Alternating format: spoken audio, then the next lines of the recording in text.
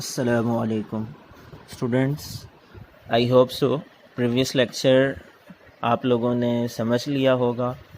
آج کا ہمارا topic conservation of bio diversity کے حوالے سے ہے۔ پچھلے لیکچر میں ہم بائنومیل نومنکلیچر کو سمجھ چکے ہیں، اور بائنومیل نومنکلیچر میں ہم نے یہ پڑھا کہ جانداروں کو سائنسی نام کیوں اور کس طرح سے دیے جاتے ہیں۔ لیکن آج کا جو ٹاپک ہے وہ جانداروں کی بقا کے حوالے سے ہے، اور اگر ہم تاریخ کا مطالعہ کریں تو معلوم ہوتا ہے کہ گزشتہ صدی میں بایو ڈائیورسٹی بہت بڑی تعداد میں خطرات کا شکار رہی ہے۔ جدید دور کے اندر انسانی سرگرمیوں کی وجہ سے اسپیشیز اور ایکو سسٹم بہت زیادہ خطرات کا شکار ہیں، اور ان کی تباہی، ایسی تباہی، اتنی بڑی تعداد میں تباہی دیکھی گئی ہے جو اس سے پہلے زمین کی تاریخ میں کبھی نہیں دیکھی گئی۔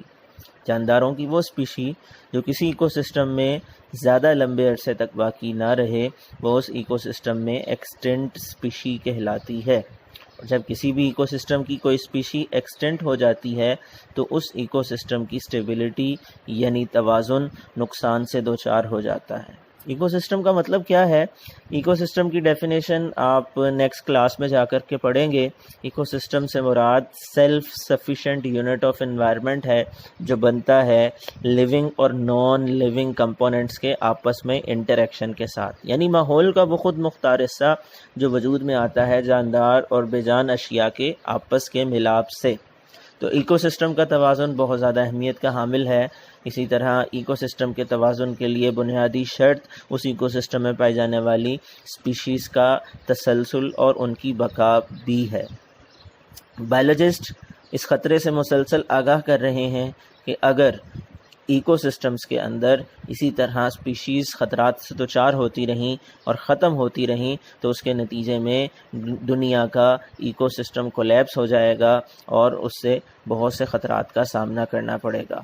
بہت سے پودوں اور جانوروں کی اسپیشیز پاکستان میں معدوم ہو چکی ہیں، اور پاکستان میں معدوم ہو جانے والی یا معدومی کے خطرے سے دوچار ہونے والی اسپیشیز کے نام lion, tiger, Asiatic cheetah, Indian one horned rhinoceros, swamp deer, Indian wild ass, ہنگول اور بلیک بگ ہیں۔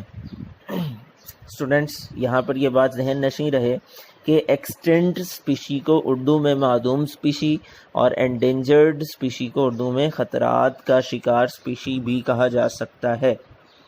اس کے بعد اگلا topic impact of human being on bio diversity ہے کہ انسانی سرگرمیاں بایو ڈائیورسٹی پہ کیسے اثر انداز ہو رہی ہیں۔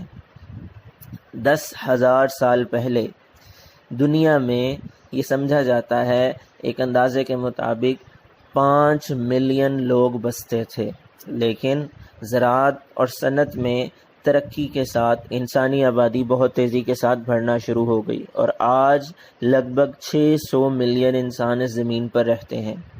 اتنی بڑی تعداد میں رہنے اور بسنے والے انسانوں کی طرز زندگی کو بہتر بنانے کے لیے ہم سنجیدہ قسم کے خطرات کا باعث بن رہے ہیں بایو ڈائیورسٹی کے لیے۔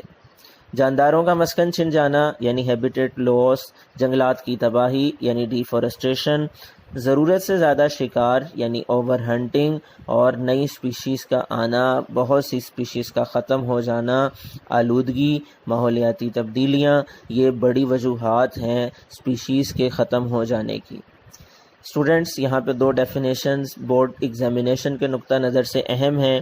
Number 1، extant species. کسی بھی ایکو سسٹم میں ایک اسپیشی کو ایکسٹنٹ اسپیشی یعنی معدوم ہو جانے والی نسل کہا جاتا ہے جب اس بارے میں کوئی شک و شبہ نہ ہو کہ اس کا آخری جاندار بھی اس ایکو سسٹم میں مر چکا ہے۔ اسی طرح دوسری ڈیفینیشن، کسی بھی اسپیشی کو انڈینجرڈ اسپیشی کہا جاتا ہے جس کے بارے میں یہ خطرہ ہو کہ مستقبل قریب میں یہ بھی ایکسٹنٹ اسپیشی میں تبدیل ہو جائے گی۔ یہاں پہ کچھ اہم اور انٹرسٹنگ انفارمیشن، ان میں سے نمبر 1، دنیا میں ہر روز انسانی آبادی میں 2,60,000 لوگوں کا اضافہ ہو رہا ہے، یا ہم اس کو یوں بھی کہہ سکتے ہیں کہ ہر منٹ انسانی آبادی میں اضافے کا باعث بننے والے بچوں کی تعداد 180 ہے، اور ہیبیٹیٹ لاس غالباً سب سے بڑا خطرہ ہے جو آج زمین پر بایوڈائیورسٹی کو درپیش ہے۔